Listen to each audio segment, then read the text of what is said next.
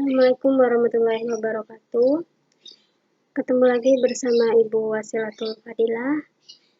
Hari ini Ibu akan menjabarkan mengenai materi kedua kita di kelas 12 semester 1. Adapun materi yang akan Ibu jabarkan hari ini itu mengenai tentang cerita sejarah. Dan bagian-bagiannya itu ada 5.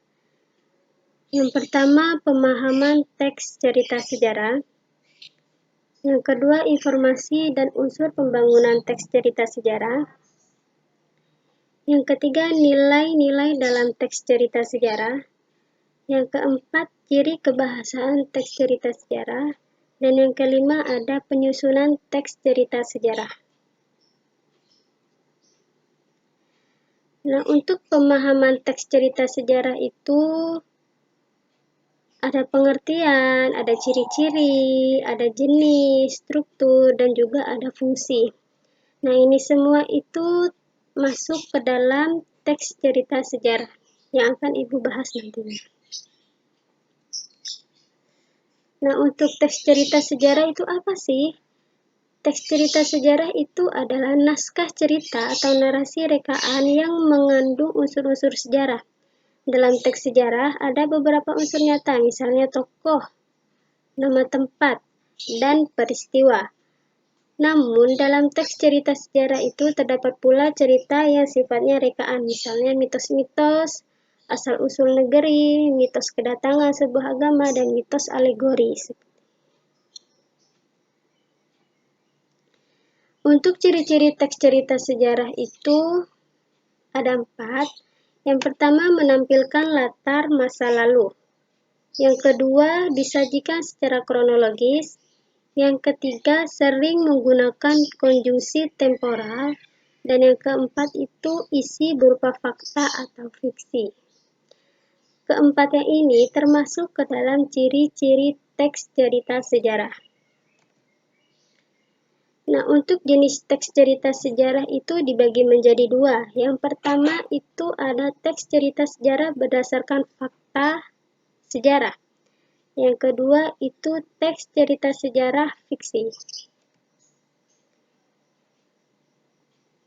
Untuk struktur teks cerita sejarah itu yang pertama ada abstrak, yang kedua ada orientasi, yang ketiga ada komplikasi, yang keempat ada klimaks, yang kelima ada resolusi, dan yang keenam itu ada koda.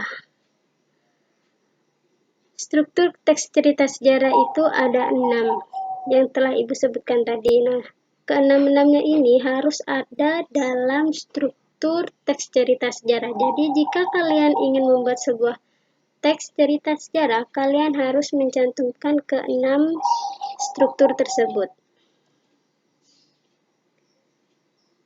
Fungsi teks cerita sejarah itu ada 4, ada rekreatif, yang kedua ada inspiratif, yang ketiga ada instruktif, dan yang keempat ada edukatif.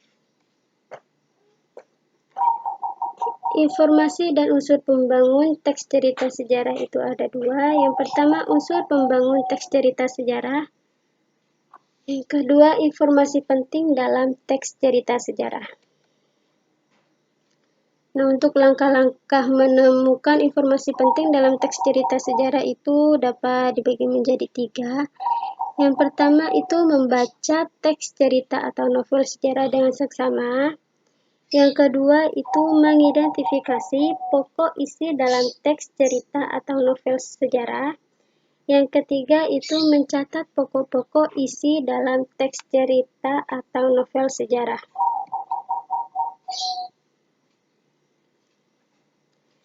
Adapun unsur pembangun teks cerita sejarah itu ada 2, intrinsik dan juga ekstrinsik. Untuk intrinsik itu dibagi menjadi tema, amanat, tokoh atau penokohan, sudut pandang, latar, dan alur. Sedangkan untuk ekstrinsik itu ada kebesaran pemerintahan, yang kedua ada corak penceritaan, ketiga unsur keagamaan, keempat unsur politik, kelima unsur ekonomi, dan keenam unsur sosial.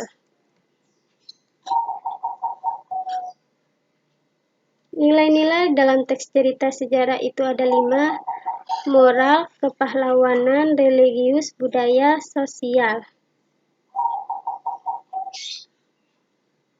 Untuk ciri kebahasan teks cerita sejarah itu ada keterangan, kata sifat, bahasa kias, dan juga ada majas.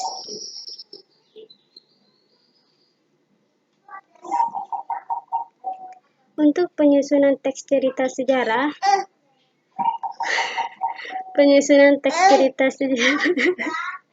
Kenapa, nak?